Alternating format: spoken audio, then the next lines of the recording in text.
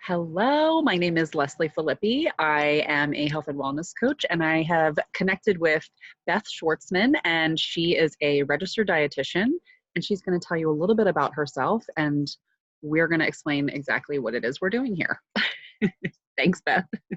Hi, thanks, Leslie. Hi, nice to meet everybody. So I'm a registered dietitian and a certified diabetes educator, and I do a number of different things. I work at Children's Hospital, where my focus is really on research and diabetes. I have a private practice, and in that I do different things on different days. I work with camps, and I am a sort of an allergy management specialist for them, and I work with their kitchens and nutrition, so I have a lot of exposure to kids and food allergies and real life scenarios. And I also work part-time at a drug and alcohol rehab. So I see it all, and I've worked with adults and kids, and I love helping people and working within the community to do so. I love it. And that just gives such a vast range of knowledge for so many people. And I love it. I love Cool. it. We had a couple specific questions from people that I am going to ask you, and then you can kind of give your expertise. And then we can move towards some other things, some other hot topics. So the first question is, I am a type 2 diabetic trying to follow a Mediterranean diet and trying to lose weight. How do I know if I've eaten enough after exercising? And then the second part of it was, I've had lows overnight, and I'm assuming it's because I didn't eat enough. And they're taking metformin, no insulin. So that's okay. That's a big question, but I can answer it. I'll break it up into pieces. Shall I go ahead? Go for it, yeah. All right. So with type 2 diabetes, that is the type of diabetes, for anybody who just isn't totally aware of it, where your body is making some insulin, but it's not making enough, or the insulin that you're making is sort of just not as effective as it could be. So a very commonly used medication is metformin. It's also called glucophage. And what that medication does is two different things. I think the category is called a biguanide, so it does two different things. The first thing it does is it keeps the liver from producing extra glucose, which would make your blood sugar go high. But the second thing it does is it helps sensitize your muscle tissues to uptake to make everything work better. It's a sensitizer. But what it doesn't do is it doesn't produce insulin. So it should not, in theory, make your blood sugar go lower. So, and I know other people who've had that experience with metformin or glucophage where they say that their blood sugar is going lower. And, you know, that would definitely be something you want to address with your doctor. Maybe it's a dosage issue, but it's not like insulin where you have that direct relationship. Okay. So that's one thing. I would encourage that person to check their blood sugar before they exercise and see where they're starting off, because if their blood sugar is not within the desired range, they might want to have a snack. And that snack should incorporate some protein. It should incorporate some fat so that you get a longer effect of not having a low after exercise. Okay. So protein and fat combo is a good protein and fat combo. And any of the carbohydrate that you have, it's best if it has some fiber in it too. So you don't want like a rapid acting simple sugar type of thing. You want something that's going to have a little bit of fiber as well.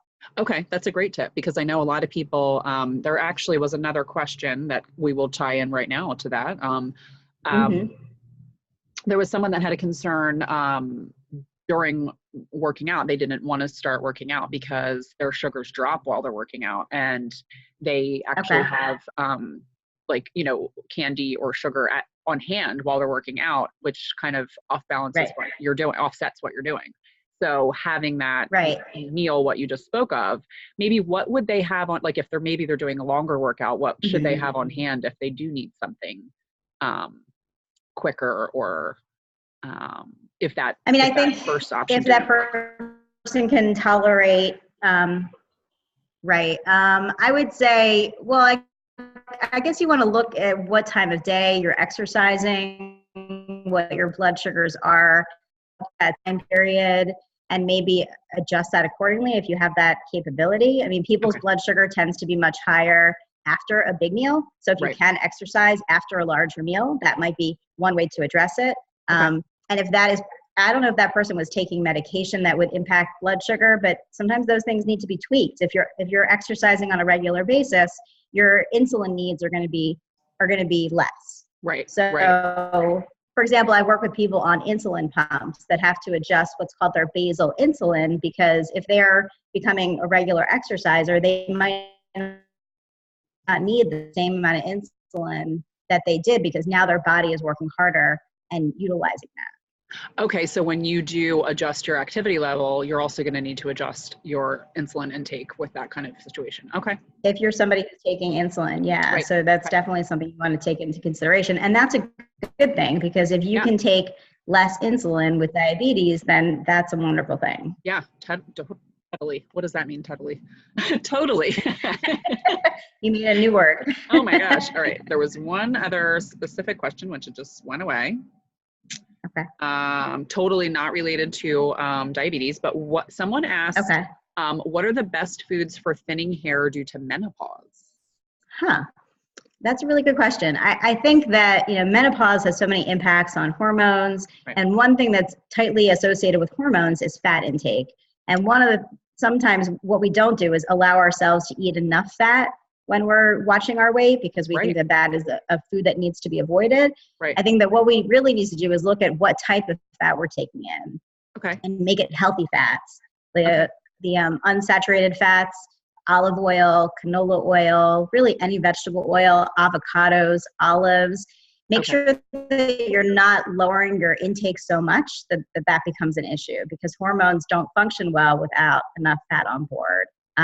Sometimes people aren't getting enough protein. Protein can be an implicator with that as well. Okay. But I would say definitely talk to your doctor, because there could be other things going on, thyroid, other things that could just be a little bit out of whack. That might be a medical fix as well. Okay. But I love those ways to control it yourself with what you're eating. Those are perfect. Great. And then those were all the questions that were asked this time. So the hot topic is the holidays. We're gonna touch upon this in another little chat session, but just to kind of head towards the holidays as we are in November, what would be your top tips for just making sure you feel good and have the energy you need and stay on track with your wellness? Holiday eating. Yeah. Yes. I mean, I think that this time of year is really challenging, and so many events are happening, and there's just so much stuff going on within our families and school and kids. I think number one really has nothing to do with nutrition. Try to make sure you get enough sleep. Because if you don't have enough sleep, it's hard to handle any of these things. So make sure you're getting enough sleep, especially with the time change. Make sure you're, yeah, sometimes I'm guilty of that too. Make sure you're drinking enough water.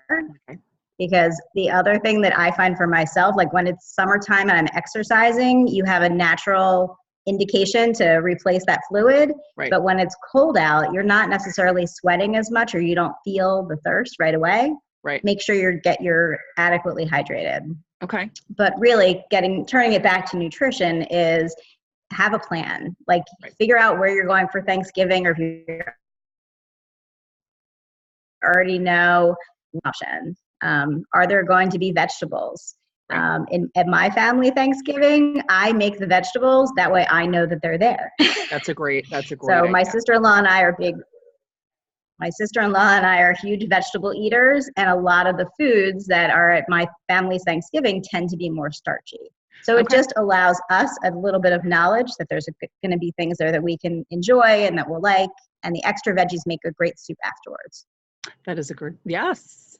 So my last question for you, if you were to be in front of that giant buffet of food, what would you like? Would you avoid anything? Would you try to have a little bit of everything? What would be, I mean, it sounds like the vegetables would be the most thing on your plate. What would you suggest to do with that first plate? Because some people go back for another plate and another, and you want to make sure that you're not doing as much of that, but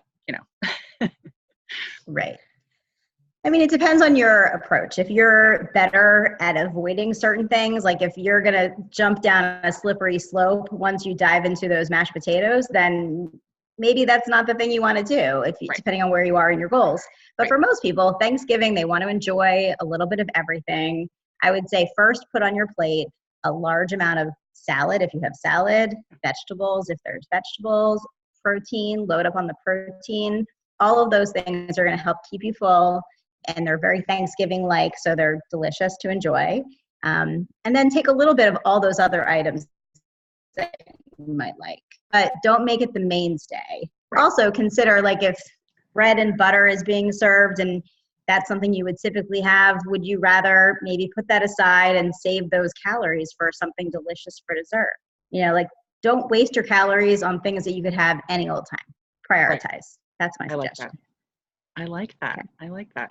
I think that is the perfect ending to our first little session of chat. So Awesome. I want to thank you. And if anybody has any questions, they can message us. And we will be back soon with some more tidbits. All right. Sure. Thank you.